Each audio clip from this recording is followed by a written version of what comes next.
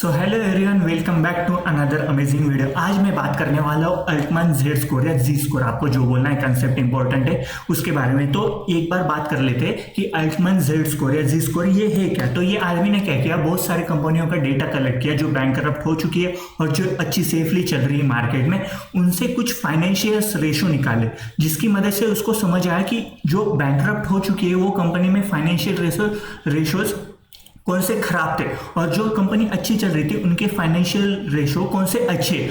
तो उन्होंने ये फाइनेंशियल रेशोज के हिसाब से कुछ डिसाइड करने की कोशिश की, क्या कि बैंकरप्ट कब हो रही है कंपनी।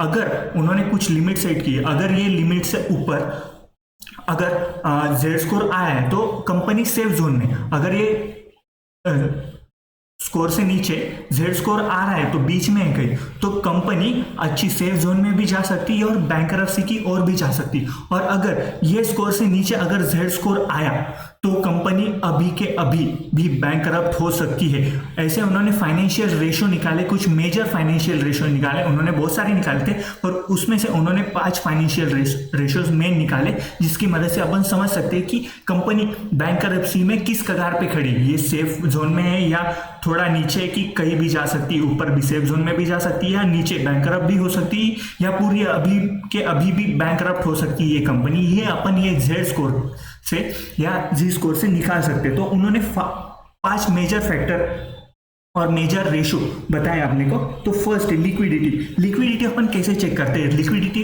का सबसे मेन सोर्स है चेक करने का वर्किंग कैपिटल के हिसाब से अपन लिक्विडिटी चेक करेंगे। उसके बाद में प्रॉफिटेबिलिटी चेक करने का मेन सोर्स है अपना रिटेन अर्निंग। उसके बाद में ऑपरेटिंग इफेक्टिवनेस अपन कैसे चेक करेंगे? कंपनी का ईबीआईटी ले सकते हैं अपन, ऑपरेटिंग प्रॉफिट ही होता है वो। तो ऑपरेटिंग प्रॉफिट के हिसाब से अपन ऑपरेटिंग इफेक्टिवनेस वो एंटिटी का चेक कर सकते हैं। उसके बाद में इनडेप्थनेस में अपने को लगेगा, एक तो लायबिलिटी लगेगा क्योंकि इनडेप्थनेस चेक कर रहे हैं अपन, तो लायबिलिटी लगेगा। और अपना मार्केट में शेयर कैसा है, इक्विटी का वैल्यू कैसा है, तो वो लगेगा क्योंकि अपन इनडेप्थनेस चेक कर रहे हैं, तो लायबिलिटी का यहाँ पे मेजर रोल आएगा। तो अपन वैल्यू ऑफ इक्विटी और टोटल लायबिलिटी अपने को कंपेयर करना पड़ेगा। और उसके बाद में प्रोडक्टिविटी अपने को चेक करने के लिए अपन बोल सकते हैं कि अपन सेल्स के हिसाब से प्रोडक्टिविटी चेक कर सकते हैं एंटिटी की, तो अपन सेल्स के हिसाब से प्रोडक्टिविटी चेक कर सकते हैं। तो ये 5 मेजर फैक्टर अगर ऐड कर दिए, 5 मेजर फैक्टर ये ऐड कर दिए तो अपन एंटिटी का बैंकरप्सी का स्टेटस आराम से इजीली फाइंड आउट कर सकते हैं। ये पांचों रेशो बैंकरप्सी में बहुत इंपॉर्टेंस है। तो ये 5 फैक्टर के बेसिस पे अपन एंटिटी को देख सकते हैं कि ये बैंकरप्ट हो सकती है या अच्छी खासी पोजीशन में मार्केट में, ये बैंकरप्ट का कोई चांस नहीं। ये 5 रेशो के हिसाब से अपन डिसाइड कर सकते हैं। तो ये 5 रेशो निकालने के लिए अपने को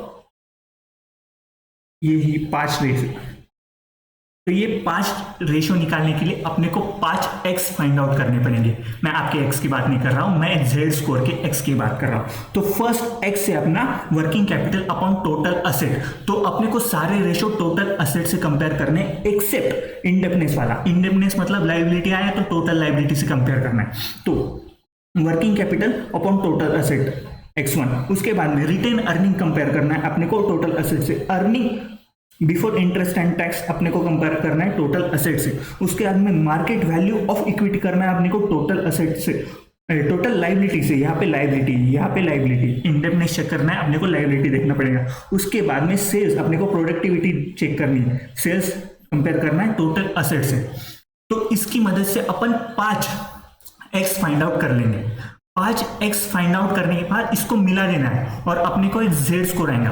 पर इसको मिलाने से पहले अपने को ये एक्स को कोएफिशिएंट से मल्टीप्लाई करना है। ये कोएफिशिएंट वेरिएबल से अपने को इसको मल्टीप्लाई करना है सारे एक्स को। तो x1 को मल्टीप्लाई करना है 1.2 से, 1.4, x2, x3 को 3.3, x4 को 0.6 और x5 को 1 से। अब ये मल्टीप्लाई करने के बाद आपको एक वैल्यू आएंगी जिसका नाम है जेड स्कोर, जी स्कोर।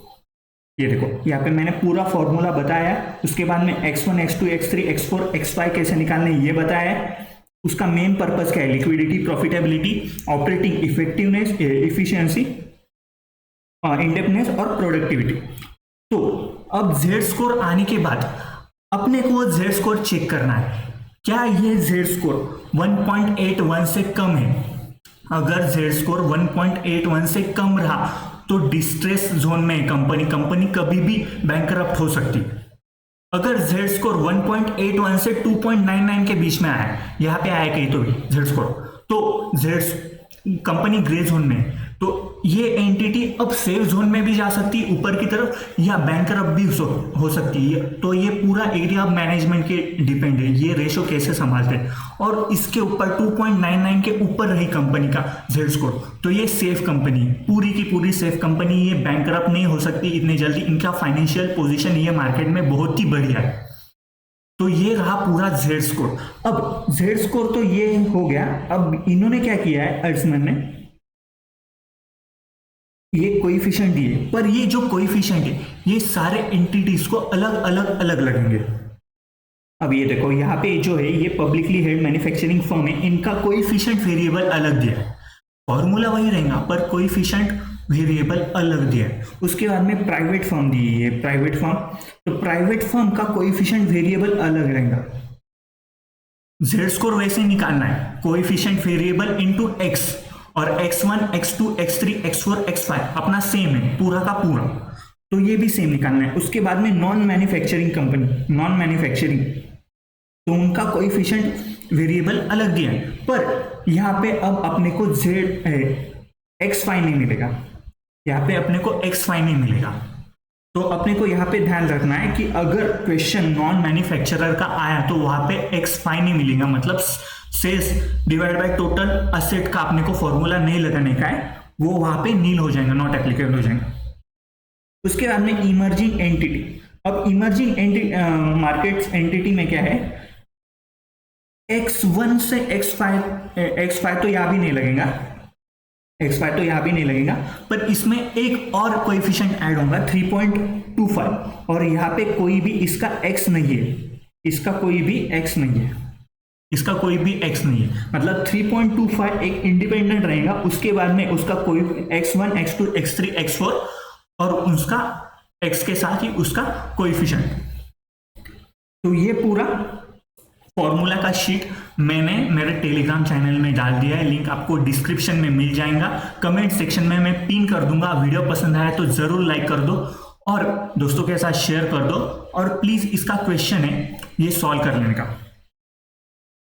उसके बाद बात करते हैं, ये एक अलग ही कंसेप्ट है, इसमें भी अपने को जेड स्कोर ही निकालना है, इसमें भी अपने को जेड स्कोर ही निकालना है। लेक्चर खत्म नहीं हुआ, 2 मिनट रुक जाओ, इसमें भी जेड स्कोर ही निकालना है, पर यहाँ पे कोई लिमिट नहीं है। यहाँ पे जो यहाँ कैसे सारे स्टैंडर्ड लिमिट दे रखी कि इसके ऊपर गया, इसके नीचे गया तो अपन ग्रे जोन सेफ जोन ये बता सकते हैं, पर यहाँ पे कोई नहीं।